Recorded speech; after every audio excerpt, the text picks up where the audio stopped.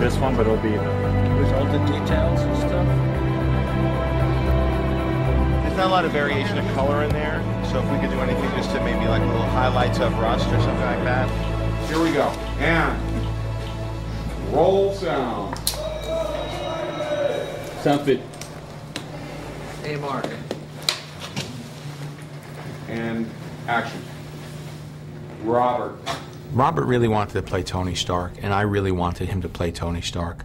It wasn't the most obvious choice from a studio's point of view. Unfortunately, Marvel is a new studio with a lot of freedom. We weren't dealing with the classic studio system where they have their lists that they generate. There was a lot of freedom to cast the best person for the role, because fortunately with Marvel movies, the image of the superhero is in fact the big draw, the big star. And they've learned that they've had a lot of success in the past when they've hired people who are good, interesting actors and relied upon the name of the brand itself to sort of be the thing that becomes the rallying cry. From a commercial standpoint, you then are able to try to make the best movie possible. How dare you refuse the great object of God? You're only alive because of his generosity. You are nothing, nothing! You understand me? People have drawn parallels to the character in his own life, but that wasn't by any means the decision or part of the criteria by which we chose him. He's a tremendous American actor who has an incredible body of work, and I think has the personality of Tony Stark. He has the look that sort of matches with the comic books. There's sort of a childlike quality to Robert. There's an imagination to Robert that is very similar to Tony Stark, who's an inventor. There's a sense of humor to Robert, which Tony shared. There's a confidence. There were just so many qualities as you began to look through the history of the comic books and who Tony Stark was, and really who Robert is as an actor and as a person. That allowed the great Genghis Khan to rule from the Pacific to the Ukraine. The really fun part about the cave set is the dressing inside. What is life like when you're locked up in a room like that for like 2 or 3 months? And Robert, you know, brought a lot of his own personal experience to the cave too, which was fantastic. I mean, he taught us how you make tea in prison with the nice sock, or how you make coffee, how you play games, you make backgammon sets out of nothing, things like that. With Robert in the Iron Man suit, we tried to keep it at a minimum for him. We'd try and keep it at a partial suit for him so he could do his acting, because it's so restrictive in that suit. And then we would let, you know, ILM fill in those blanks where the suit would be full. Stop. Stop. Stop. Come on. Please. Get up.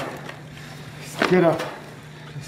As an actor, I've never gone through a process like this before, because usually you have a written page and you have a definite set idea of what it's going to be like. But we really found Jensen during rehearsals, sitting around the table and just talking. And the fantastic thing about this project has been everybody's been so open. You maybe could shave about 90 seconds off your death would be nice, because it's a little uncomfortable leaning over there. Well, 90 seconds? You heard me. Robert Downey is just a jewel.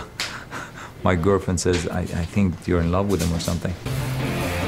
Ladies and gentlemen, I invite you to witness the art. Fantastic equipment. We like to keep them a bit wet, as they look even more fantastic.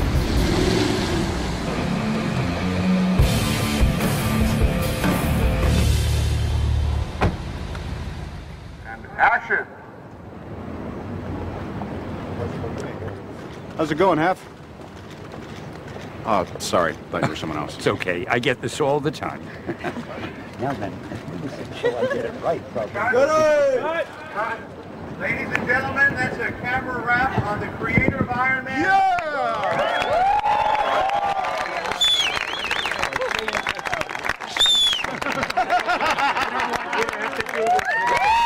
All right, Stan Lee. You're the man. Say the best weapon is one you never have to fire. I respectfully disagree. I prefer the weapon you only have to fire once. That's how Dad did it. That's how America does it, and it's worked out pretty well so far. Wide out the whole frame. Yes! For your consideration, the Jerry. The Jericho, 1001, 1000, bang.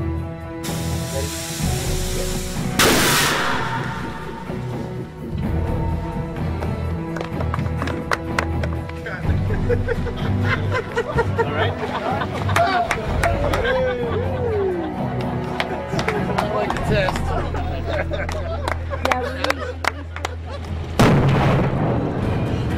Here's Lone Pine. It's doubling for what we're suggesting of the mountains of Afghanistan. I think they did Gunga Din out here. I know they did a lot of westerns out here. This particular angle works really well for Afghanistan, but if you look different ways, different rock formations make you feel like you're out in the west. Here we're on protected land, so there are a lot of parameters that we have to observe to shoot here, but the trouble that we went through is well worth it because it really gives you a look like we traveled halfway around the world.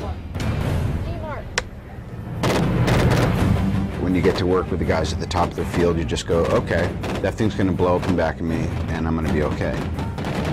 Or you get hit with like a little frag, and everyone runs over because you're like, you know, the star of the movie, and you're like, my God, man, 10 years ago I could have gotten knocked off my ass and have stuff stuck in my skin, and people would be like, all right, back to one. Because if you're not down, then you're not out. I was pretty blown away by how much we were able to do at such close proximity, but I'll tell you, you know, it definitely helps you kick up some dust when you know what you're running away from. John brought everything.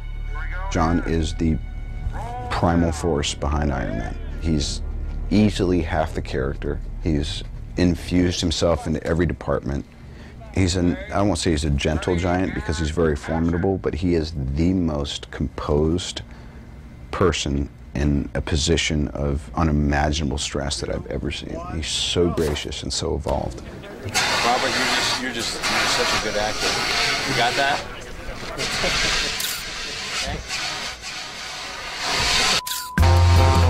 That said, he's a pain in my ass. He's checking his goddamn BlackBerry and texting and putting things up on MySpace while I'm out there dying. But he's that kind of big brother, too. You know, it's like he didn't call me out to, you know, pitch for his team and then, like, come and, you know, ice my wrist when it got sore. He's like, you're a grown man. This is going to be really hard. I told you it was. And sometimes I'm 1,000,000% there for you, and sometimes I'm just going to watch you do whatever you're going to do.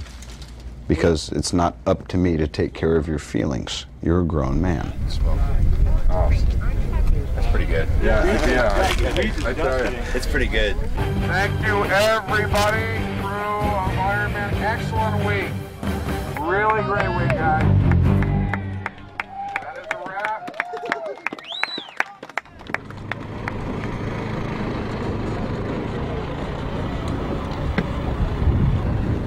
What's on here, Coach? A little windy today. Wasn't like this when we scouted it. We're going to shoot Tony landing in the sand dunes after he escapes from the cave, and then walking through the desert. We got 2 Marine helicopters coming out here. I don't know if we're going to be able to land them. Here we go. Pictures up. It was sandstorming and it was kicking up so hard, and I just remember laying there buried waist deep in all this gear. Roll sound.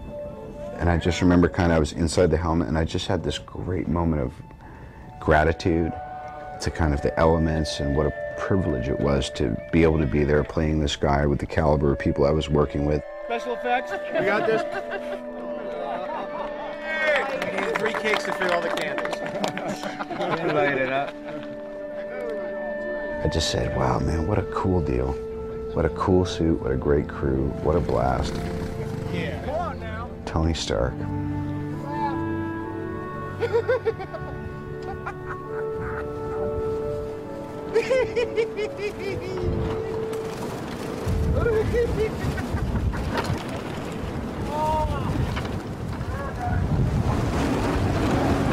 Okay, there's a cut. Yeah, quick. They're clear.